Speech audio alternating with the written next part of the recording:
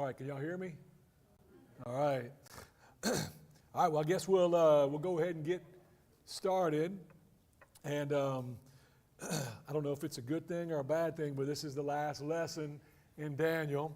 I don't know what I'm going to do with all my free time now. So anyway, but I appreciate all y'all being here tonight. Appreciate you sticking it through the lesson. I know we got some people that are here for the first time, so maybe you can go back and watch the live stream if you wanted to, if you're interested. So, all right, let's have a prayer.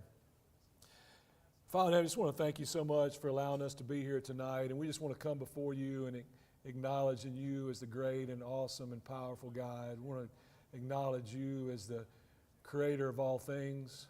We want to acknowledge you as the one true God, and we just thank you so much for how much you love us and care for us. We want to thank you for your perfect plan of salvation that you carried out through Jesus Christ, and we thank you for his willingness to leave his home in heaven and come to this earth and suffer and die for us. And we thank you for the opportunity we're going to have to live in heaven with you one day. We thank you for your spirit that comforts us and guides us and gives us strength. And we just pray that you'll be with us tonight as we study from your word, from the book of Daniel. And just pray that you'll be with me as I teach tonight. The things that I say tonight will be in accordance with your will. And I just pray that you'll bless our church, help us to be the kind of church that you want us to be. May we be a light in this community, that we can help those who need and are seeking Jesus. And we just pray that you continue to be with us and watch over us. In Christ's name we pray, amen. All right, so tonight we're going to finish up chapter 11, and then we're going to get into chapter 12 as well. And so the last lesson, in some ways, may be the most controversial of all the things that we've talked about in Daniel.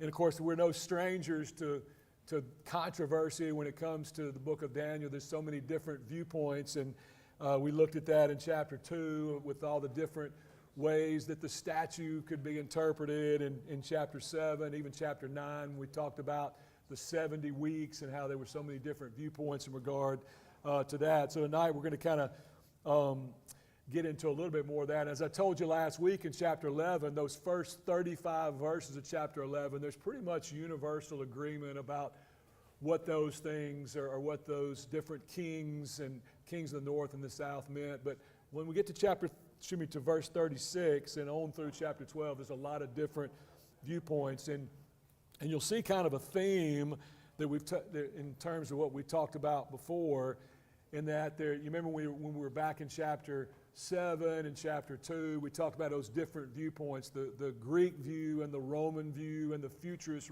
view, and we kind of get the same things here, because when it comes to verse 36 through 40, those three different main points are that some people believe that those verses continue to talk about Antiochus Epiphanes and the persecution that he inflicted on the Jews, whereas there's others who feel like when we get to verse 36 that changes, and what those verses are talking about means something different. And in terms of the Roman view, they feel like, especially when we get to verse 39, that there's a switch there, and it's talking about the Romans and their emperors or leaders. And then the last view is that when we get to verse 36, that the king that we talk about there is actually referring to a future Antichrist. And we won't get into great detail about that premillennialist point of view. I kind of touch on some of those things tonight, but just so you'll know that that is a very popular point of view, and we'll talk about that in a second. But what I'd like to do is just read verses 36 through the end of the chapter in chapter 11, and also chapter 12, which is very short as well, and then we'll get into it. So starting in chapter 11, verse 36, it says, "The king will do as he pleases. He will exalt and magnify himself above every god, and will say unheard things against the God of gods. He will be successful until the time of wrath is completed, for what has been determined must take place.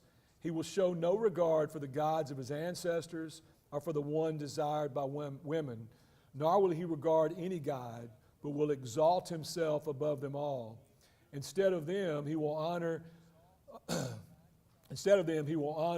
a god of fortresses, a god unknown to his ancestors. He will honor with gold and silver, with precious stones and costly gifts. He will attack the mightiest fortresses with the help of a foreign god and will greatly honor those who acknowledge him. He will make them rulers over many people and will distribute the land at a price. At the time of the end, the king of the south will engage him in battle, and the king of the north will storm out against him with chariots and cavalry and a great fleet of ships. He will invade many countries and sweep through them like a flood. He will also invade the beautiful land. Many countries will fall, but Edom, Moab, and the leaders of Ammon will be delivered from his hand. He will extend his power over many countries. Egypt will not escape. He will gain control of the treasures of gold and silver and all the riches of Egypt, with the Libyans and Cushites in submission. But reports from the east and the north will alarm him, and he will set out in a great rage to destroy and annihilate many. He will pitch his royal tent between the seas at the beautiful holy mountain, yet he will come to his end, and no one will help him. At that time, Michael, the great prince who protects your people, will arise. There will be a time of distress, such as not happened from the beginning of nations until the end. But at that time, your people, everyone whose name is found written in the book, will be delivered. Multitudes who sleep in the dust of the earth will awake, some to everlasting life, others to shame and everlasting contempt. Those who are wise will shine like the brightness of the heavens, and those who lead many to righteousness like the stars forever and ever. But you, Daniel, roll up and seal the words of the scroll until the time of the end. Many will go here and there to increase knowledge. Then I, Daniel, looked, and there before me stood two others, one on this bank of the river and one on the opposite bank. One of them said to the man clothed in linen, who was above the waters of the river, "How long will it be before these astonishing things are fulfilled?" The man clothed in linen, who was above the waters of the river, lifted his right hand and his left hand toward heaven, and I heard him swear by him who lives forever, saying, "It will be for a time, times, and a half a time. When the power of the holy people has been finally broken, all these things will be completed." I heard, but I did not understand, so I asked, "My Lord, what will the outcome of all this be?" He replied, "Go your way, Daniel, because the words are rolled up and sealed until the time of the end. Many will be purified, made spotless and refined, but the wicked will continue to be wicked. None of the wicked will understand, but those who are wise will understand. From the time that the daily sacrifice is abolished and the abomination that causes desolation is set up, there will be 1,290 days. Blessed is the one who waits for and reaches the end of the 1,335 days. As for you, go your way to the end. You will rest, and then at the end of the days, you will receive your allotted inheritance." All right, so as I mentioned, not easy to understand, right? There's a lot going on there. So one thing I do know, let's see, let me change this slide here.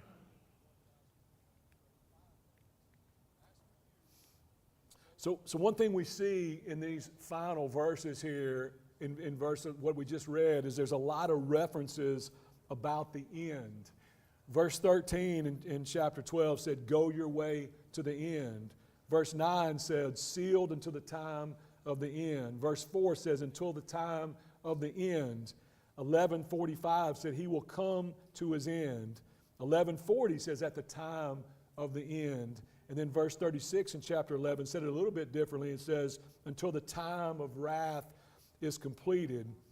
And so one of the reasons why I think we get so many differing opinions about these verses and about chapter 12 is because of this question. When is the end that we're reading about here? Is it the end like the end of time, right? Or the final judgment? Is that what they're talking about here? And I'm not so sure that I believe that that's what the end is talking about here. Because if you look at the language in verse 36, it says, "Until the time of the wrath is completed." And to me, it seems like when there's a reference to this time of the wrath, that it's referring back to the end of persecution, to the end of the abolishment or abandonment of the sacrifices, the end of the abomination of desolation that we've looked at before, all of which we talked about was started by Antiochus against the Jews. And so when does that happen? So when does this end happen? And again, if you put this into the future, like the premillennialist point of view is, then that end would be what they consider the Great Tribulation period. That, and I mentioned that before, that 7 years of tribulation that they talk about will occur at the end of time. But again, I lean more towards the thinking that this end here is talking about the end of the persecution that the Jewish people had been suffering under the hands of Antiochus that we've talked about before.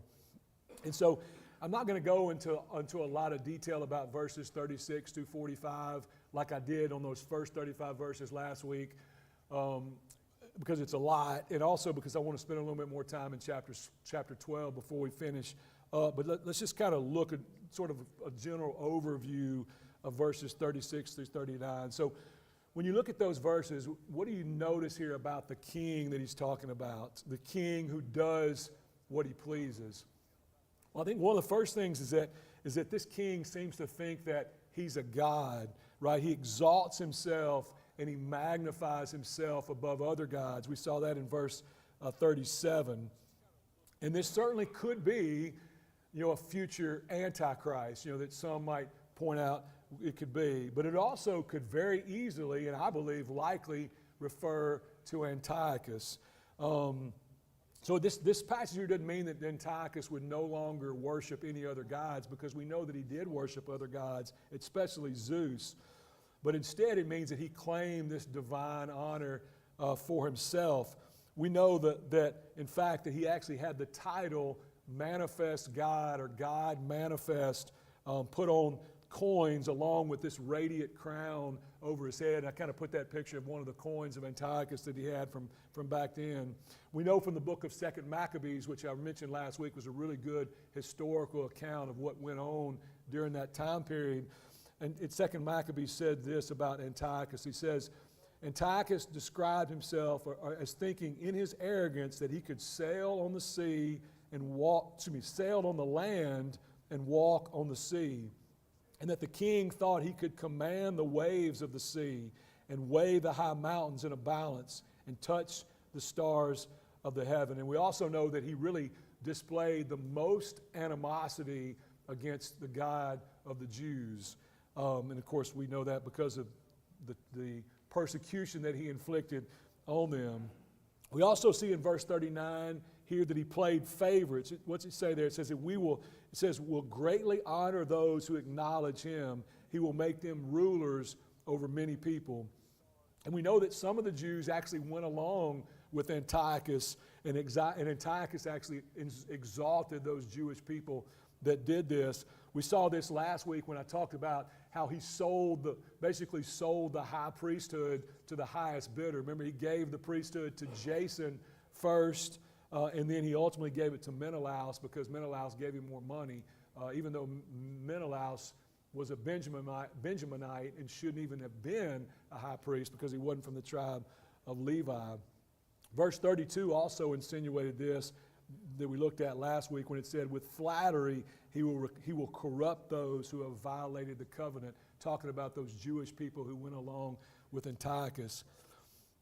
But we also know there were other people who resisted Antiochus during this time, and of course we talked about the Maccabean revolt, and many of those people were actually martyred because they went against him. So then in verse 40 through 45, we see again here there's this language about the king of the south and the king of the north. And so that's really another reason why I believe that these verses continue to refer to Antiochus, because it just seems intuitive to me that we had 35 verses talking about the king of the north and the king of the south, which was referencing the Syrians in the north and the Egyptians in the south. And so it just doesn't seem to make sense to me that all of a sudden this language about the king of the north and king of the south would refer to the Romans, or would refer to some future Antichrist that was to come later.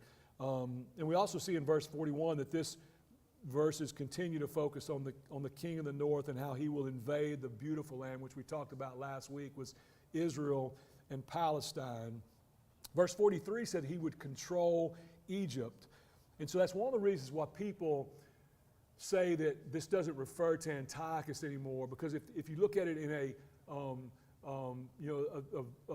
where one thing followed another, if you begin in verse 35 and then you go to verse 43, Antiochus never attacked Egypt again. So they say, well, this can't be talking about him anymore. But what I think is that verse 40 through 45 is just a narrative summary of the things that Antiochus had already done.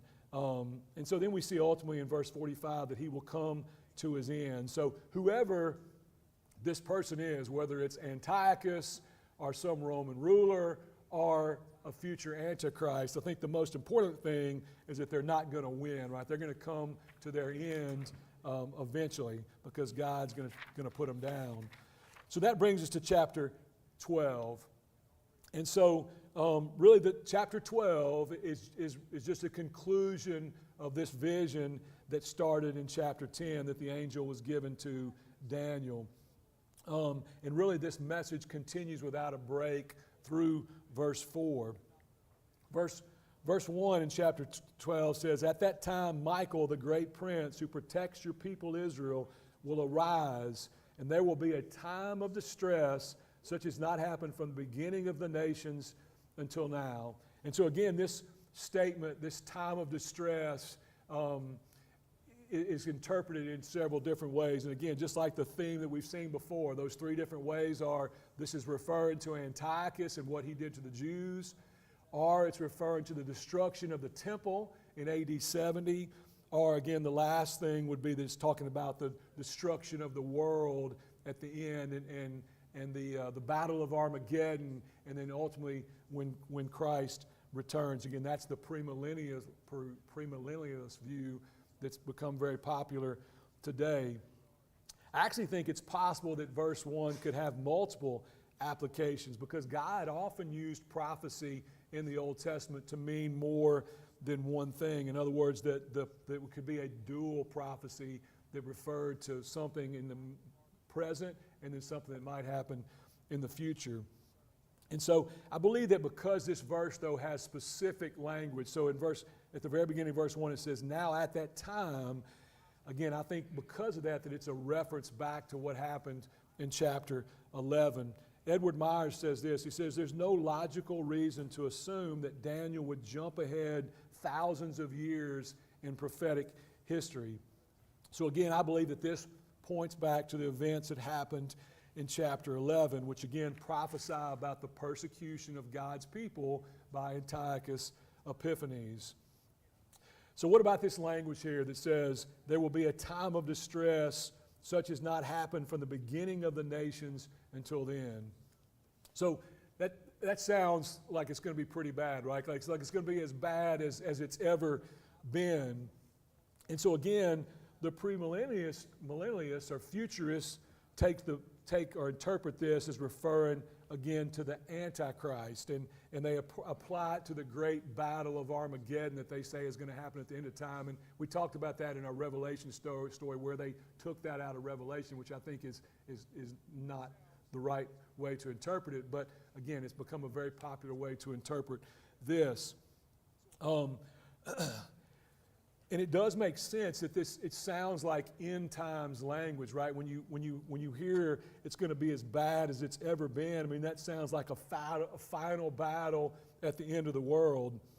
But we actually see this kind of language used all throughout the Old Testament. I talked to you when we were studying Revelation about proleptic eschatology, when I talked about how there was end times language used to describe this imminent judgment on Rome that was taking place in Revelation. Well, just look at some of these examples from the Old Testament. First of all, in Joel chapter 2, verses 1 through 2, which in this case, Joel, the prophet, is describing a devastating locust plague. And so listen to how he describes the plague. He says, "Blow the trumpet in Zion, sound the alarm on my holy hill. Let all who live in the land tremble, for the day of the Lord is coming. It is close at hand, a day of darkness and gloom, a day of clouds and blackness. Like the dawn spreading across the mountains, a large and mighty army comes, such as never was in ancient times, nor will be in ages to come." I mean, that sounds like end times Armageddon type language, right? And it wasn't. It was talking about something that was happening then. Listen to the language that was used to describe Nebuchadnezzar's destruction of Jerusalem and the temple in 586 BC. This is from Jeremiah 30, verse 7. It says, "How awful that day will be. No other will be like it. It will be a time of trouble for Jacob, but he will be saved out of it." Jesus used similar language in Matthew and Mark to describe the destruction of the temple in AD 70. Listen to what Jesus said. He said, "For then there will be great distress, unequaled from the beginning of the world until now, and never equaled again." He also said, talking about the same event in Mark chapter 13, "Pray that this will take place in the winter, because those days will be days of distress, unequaled from the beginning, when God created the world until now, and never to be equaled again." Again, language used to describe something that was happening in the near future, but it sounds like, end times language. So which event is this language describing in this verse? Well, if the king of verse 36 through 45 is Antiochus, like I believe that it is, then this language points to the great persecution that he inflicted on the Jews that we talked about last week from 168 to 165 BC, when he killed Jewish people, when he abolished their sacrifices, when he sacrificed a pig on the altar in the temple. So now if the king refers to the Roman emperor, like some people think that it does, then it would refer to the destruction of the temple by Titus in AD 70.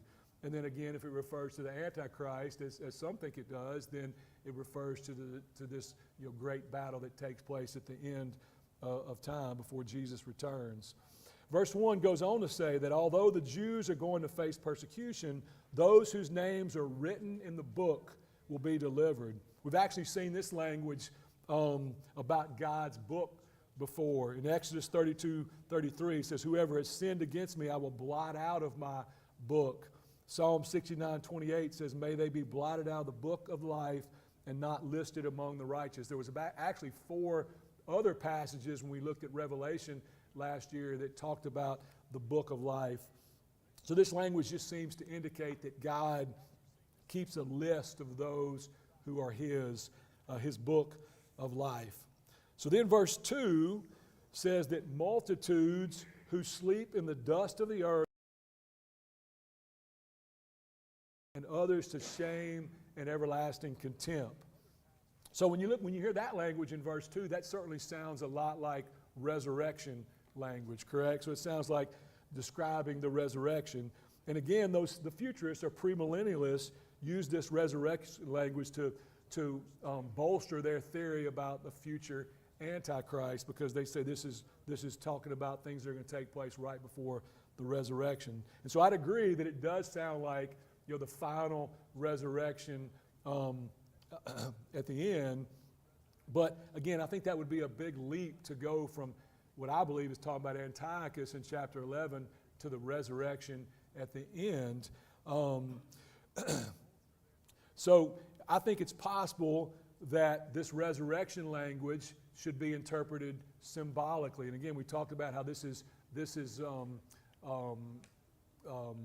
apocalyptic literature, and again, how we interpret things symbolically. And so I think instead of being resurrection language, it's more of restorative language. And so what I mean by that? Well, Stafford North points out that one possibility is that it's a reference to those who come out of the dust, and it would be a similar language to what we see in Ezekiel. So in the book of Ezekiel, chapter 37, you probably remember that passage where Ezekiel talked about the dry bones coming to life. I'm actually going to read that passage real quick just to kind of remind you from Ezekiel 37. I'm going to read verses 11 through 14. He says, "Then he said to me, Son of man, these bones are the people of Israel. They say, our bones are dried up and our hope is gone. We are cut off. Therefore prophesy and say to them, this is what the sovereign Lord says, my people, I'm going to open your graves and bring you up from them. I will bring you back to the land of Israel. Then you, my people, will know that I am the Lord when I open your graves and bring you up out from them. I will put my spirit in you, and you will live, and I will settle you in your own land. then you will know that I, the Lord, have spoken, and I have done it, declares the Lord. So Ezekiel here talking about the resurrection here of these dry bones. He's not talking about the resurrection at the end of time, but instead he was talking about the Jews returning to their land, returning from captivity to Jerusalem. And so if we relate verse 1 to the persecution of the Jews by Antiochus, then we might picture, when we get this language here about resurrection, we might think of restorative language. So we might picture Jews hiding in caves, trying to get away from the persecution that Antiochus was raining down on them. And so then they're coming forth as free people now that Antiochus has been put down. They're basically awakening from the dust of the earth. Whereas the Seleucid or Syrian enemies that were led by Antiochus are ultimately defeated, so they suffer shame and everlasting contempt. Verse 3 says that those who are wise will shine like the brightness of the heavens, and those who lead many to righteousness like the stars forever and ever. And so I think this is a reference to the wise among God's people. Those who keep his commandments despite persecution, and also who are able to influence other people around them. And I think these are the same people that are referenced back in chapter 11, verse 33, when we read, those who are wise will instruct many, though for a time they will fall by the sword or be burned or captured or plundered. And as I mentioned last week, I believe that verse 33 and also what we read here in verse 3 just then is a reference to the Maccabean leaders. I mean, again, those are the ones who went around the land, preaching a message of repentance and a return to the law of Moses, and ultimately the ones responsible for getting rid of Antiochus. So then in verse 4, the angel tells Daniel to roll up and seal the words of the scroll until the time of the end. So what does that mean? Well, it's obvious that the angel didn't want Daniel to publish yet the prophecy or the meaning of this vision that he was given. He wanted him to wait until the time was right for it to be revealed, so that the people would be able to read the words and learn what God had said and know of God's ability to accurately predict the future. Because remember, this is Daniel's receiving this message in 536 BC, and he's talking about events that won't happen until around 200 BC or till 168 BC, so a long time later. And we don't exactly know when the prophecy of Daniel was eventually unsealed and able to be read by these early Jews. But we do know, because Daniel was included in the Septuagint, which is the Greek translation of the Old Testament, we know that began around 200 BC, so it's likely that it had to be revealed before that because they were able to include it in the Septuagint. And remember, this is a contrast to what we saw in Revelation. Remember, John was told to not seal up. He said, do not seal up the words of the prophecy of this scroll because the time is near. So the things that John saw in Revelations were things that were about to happen, whereas Daniel's told to seal it up because these are events that are going to happen a long time in the future. So beginning in verse 5, there's actually one final scene here in the book of Daniel, which includes another encounter with angels. And so, again, there's a lot of variety in the opinions of what this represents. So he sees three heavenly beings here at the end of Daniel. And so one angel is standing with Daniel on one side of the Tigris River, and there's another angel on the opposite side of the river, and then there's this heavenly being or angel that's hovering over the river here. And this is the third angel that's been providing Daniel with this revelation or vision throughout chapter 10 and chapter 11. So the one nearest Daniel asked the one above the river, he said, how long will it be before these astonishing things are fulfilled? And we've actually seen this question already, how long? And we talked about that back in chapter 8, verses 13 and 14. And again, at that time, that question about how long in chapter 8 was in regards to how long the persecution under Antiochus Epiphanes was going to continue to take place.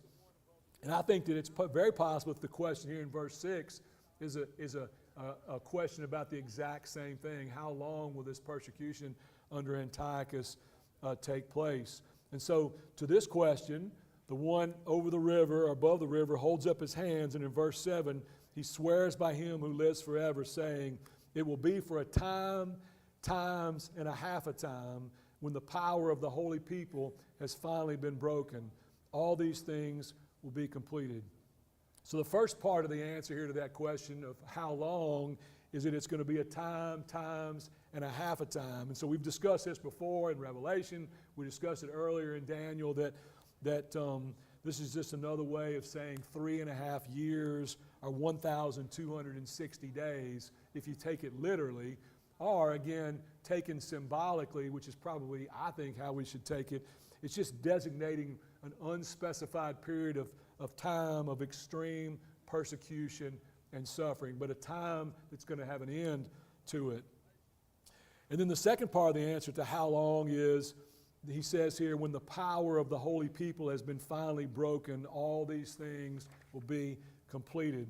So again, I think one possibility here is that this time spans the period of the desecration of the temple by Antiochus until the time of the rededication of the temple by Judas Maccabeus from 168 BC to 165 BC.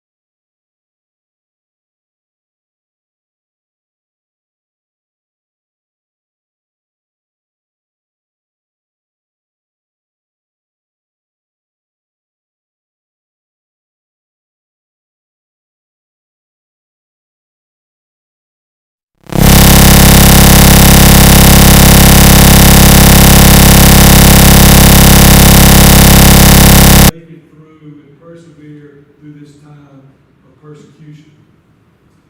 And so although, these verses here remain a little controversial, I think that verse 13 is not a mystery, and so I think we should give it special attention here.